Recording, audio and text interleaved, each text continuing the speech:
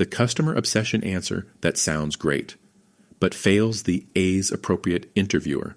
The reason most candidates lose this question is that they describe research someone else ran, then claim credit for a vague directional shift instead of a named, measurable pivot they personally drove.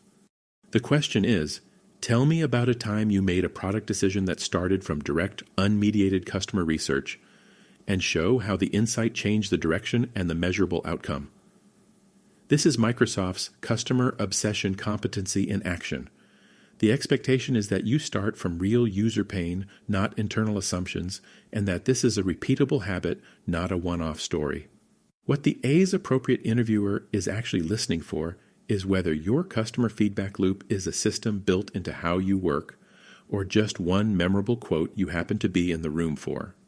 Here is how most candidates answer this question about direct customer research, and it sounds completely reasonable on the surface.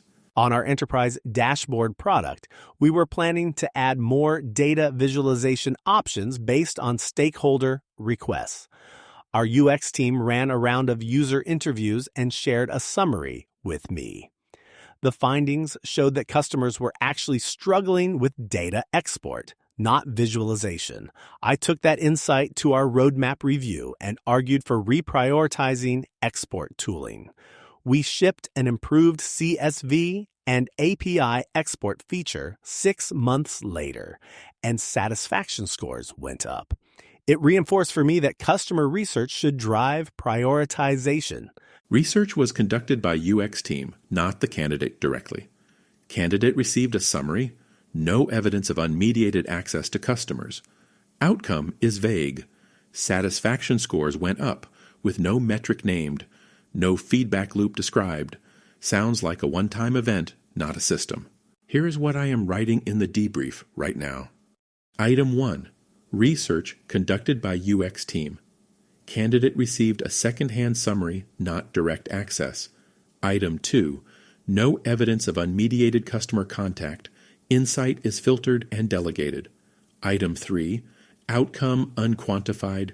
Satisfaction scores went up is not a measurable result. Item 4.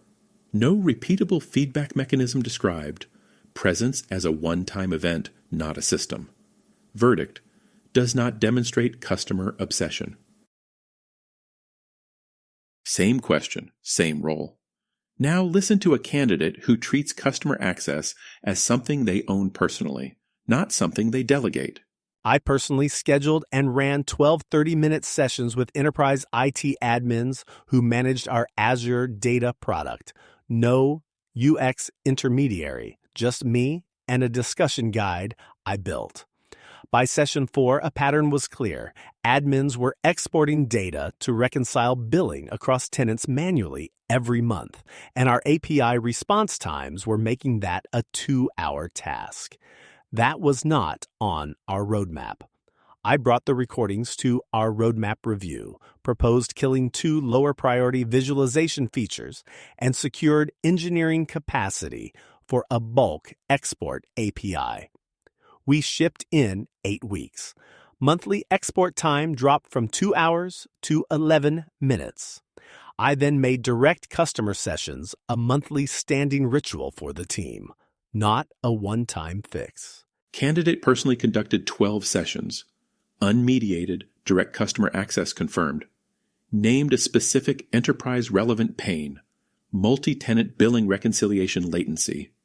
Concrete, quantified outcome. 2 hours to 11 minutes monthly export time. Described a repeatable mechanism. Monthly standing customer sessions built into team process. Notice what changed. It is not the outcome. It is the ownership of the insight and the system built around it. Item 1. Candidate personally ran 12 customer sessions. Direct, unmediated, documented access. Item 2. Identified an untracked enterprise pain and used it to redirect the roadmap with evidence. Item 3. Quantified outcome named precisely. Export time reduced from 2 hours to 11 minutes.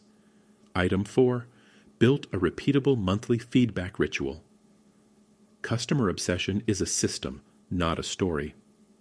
Verdict, strong signal. Clear hire. Before your loop, run your story through these 3 questions. 1. Did you personally conduct the research, or did someone hand you findings?